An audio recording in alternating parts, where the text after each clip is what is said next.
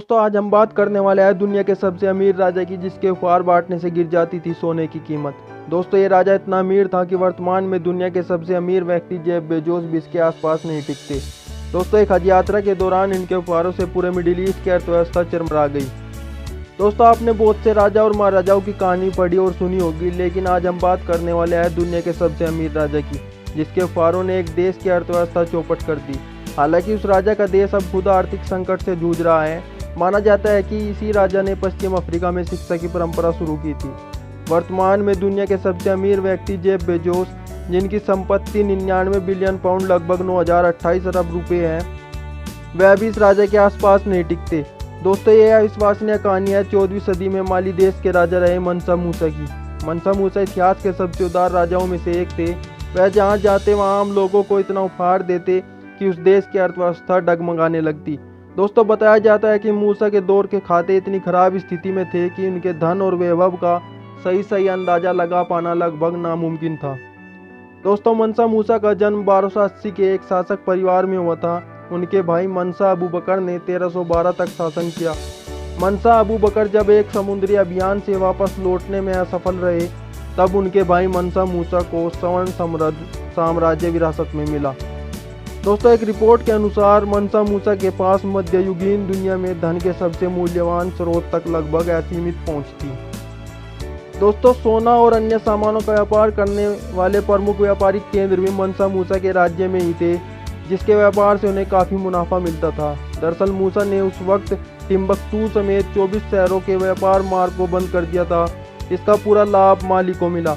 उस दौर में माली के पास पूरी दुनिया के सोने का लगभग आधा हिस्सा था, जिस पर वहाँ के शासक मनसा मूसा का एक अधिकार था। आर्थिक इतिहासकार भी मानते हैं कि पर्याप्त दस्तावेजों के अभाव में मनसा मूसा के पास इतना धन था कि उसका सही अंदाजा लगा पाना असंभव है। दोस्तों मूसा धार्मिक प्रवृत्ति के मुसलमान थे। एक बार उन्होंने सहारा रेगिस्तान और मिस्र से होते हुए मक्का में हज यात्रा पर जाने का फैसला लिया। माली से हज के लिए निकलते वक्त उनके कारवां में 60,000 से ज़्यादा लोग, हाथी, घोड़े, ऊंट व अन्य कई तरह के जानवर और भारी मात्रा में साजो सामान शामिल था। यात्रा के दौरान उन्होंने काहिरा में अपने लाव लश्कर के साथ 3 महीने का प्रवास किया।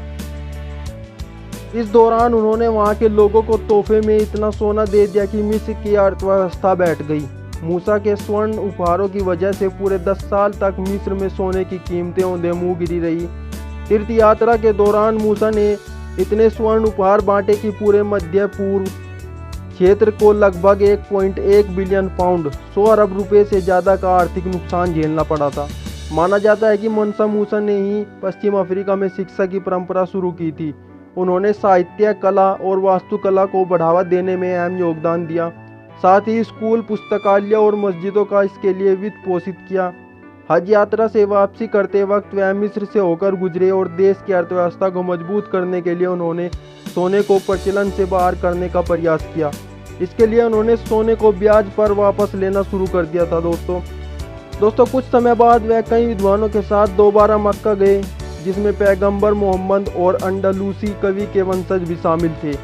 इसके लिए मनसा मूसा ने इन विद्वानों को उस वक्त 200 किलो सोने का भुगतान किया था, जिसकी कीमत आज लगभग 6.3 बिलियन पाउंड लगभग 574 अरब रुपए से भी ज़्यादा है।